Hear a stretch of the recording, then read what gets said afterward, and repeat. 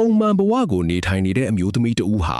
ရုတ်တရက်ပျောက်ကွယ်သွားပြီးနောက်ဘယ်သူမှမမျှော်လင့်ထားတဲ့ကြောက်မဲ့ဖွယ်ရာအမှန်တရားတွေပေါ်ပေါက်လာခဲ့ပါတယ်။ Elaine O'Hara ဆိုတဲ့ကလေးထိန်အလုပ်သမားတဦးဟာ2012ခုနှစ်မှာပျောက်ဆုံးသွားခဲ့ပြီးတစ်နှစ်အကြာမှာတော့သူမရဲ့အလောင်းကိုရှာတွေ့ခဲ့ရပါတယ်။ဒီဖြစ်ရပ်ဟာဘီသူကပညာရှင်တဦးနဲ့ပတ်သက်နေတဲ့အမှောင်ဖုံးနေတဲ့လျှို့ဝှက်ချက်တွေကိုဖော်ထုတ်ပေးခဲ့ပါတယ်။ Elaine ရဲ့ဘဝက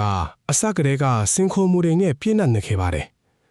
သူမဟာငယ်စဉ်ကတည်းကကျောင်းမှာအနိုင်ကျင့်ခံခဲ့ရပြီးစိတ်ကြမ်းမာရေးပြဿနာတွေစိတ်ပိုင်းဆိုင်ရာကုသမှုတွေလည်းခံယူခဲ့ရပါတယ်။မိခင်ဖြစ်သူနဲ့သူမကိုကုသပေးနေတဲ့ပါမောက္ခတို့ကွယ်လွန်သွားတာကလည်းသူမအတွက်ကြီးမားတဲ့ထိခိုက်မှုတွေဖြစ်ခဲ့ပါတယ်။2012ခုနှစ်ဩဂတ်လ22ရက်နေ့မှာ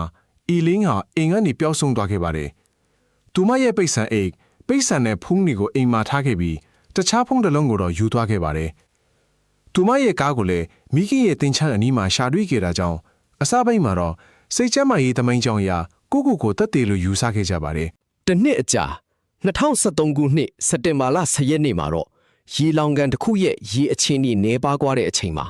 ရေထဲကနေအိတ်တစ်လုံးကိုရှာဖွေတွေ့ရှိခဲ့ပါတယ်။အိတ်ထဲမှာလက်ထိတ်ကိုခန္ဓာချုံနှောင်တဲ့ပစ္စည်းတွေနဲ့ခံတွင်းပိတ်တဲ့ပစ္စည်းတွေပါဝင်နေတာကိုတွေ့ရှိခဲ့ရပါတယ်။ဒီအရာတွေဟာယူရှင်းတဲ့ပျောက်ဆုံးမှုတစ်ခုမဟုတ်ဘူးဆိုတာကိုညွှန်ပြနေခဲ့ပါတယ်။တွေ့ရှိခဲ့တဲ့ပစ္စည်းတွေကိုစစ်ဆေးတဲ့အခါElaineရဲ့ဆိုင်ကပ်ပြားနဲ့မျက်မှန်တွေကိုပါထပ်တွေ့ခဲ့ရပါတယ်။ဒီပစ္စည်းတွေဟာတူမာနဲ့သက်ဆိုင်ကြောင်းအတည်ပြုခဲ့ပြီးတူမရဲ့ဘဝနောက်ွယ်ကလျှို့ဝှက်ချက်တွေကိုပါမေးခွန်းထုတ်เสียဖြစ်လာစေခဲ့ပါတယ်။စုံစမ်းစစ်ဆေးသူတွေဟာတဲလွန်းစာတွေကိုဆက်လက်စုဆောင်းနေချိန်မှာပဲ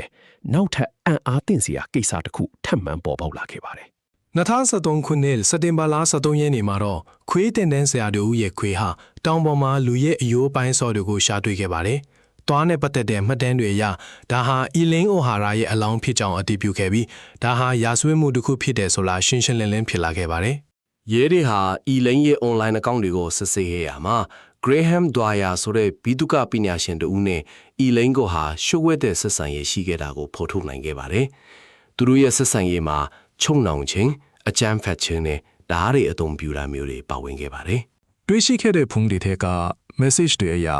Dwyer ကElaineကိုတခင်Elaineကကျွမ်းဖြစ်ဆက်ဆံခဲ့တာကိုတွေ့ခဲ့ရပါတယ်။ Dwyer ဟာ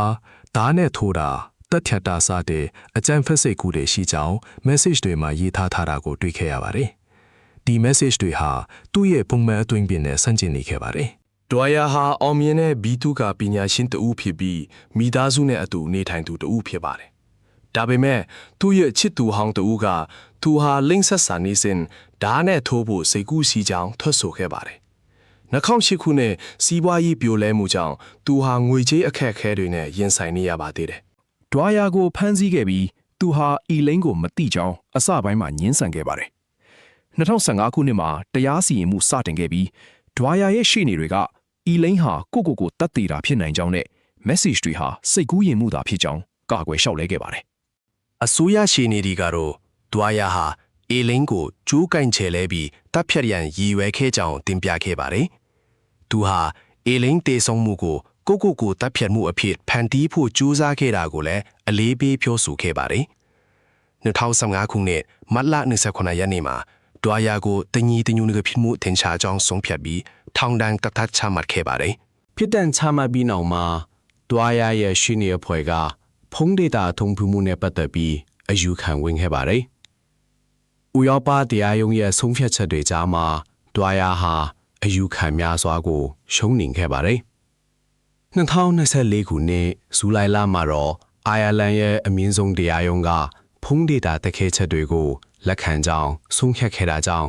Dwyerရဲ့ဥပဒေကြောင်းဆိုင်ရာအယူခံဝင်ခွင့်အားလုံးကုန်ဆုံးသွားခဲ့ပါတယ်။ဒီလိုဖြစ်ရပ်တွေဟာလူသားတွေရဲ့စိတ်အတွင်းမှာရှုပ်ထွေးတဲ့အလွှာတွေရှိနေတာကိုပြသပြီးတိတ်ဆက်တဲ့လက္ခဏာတွေကိုပိုမိုနှံ့နှံဆိုင်ဆိုင်လိလာဖို့လိုအပ်ကြောင်းပြသနေပါတယ်။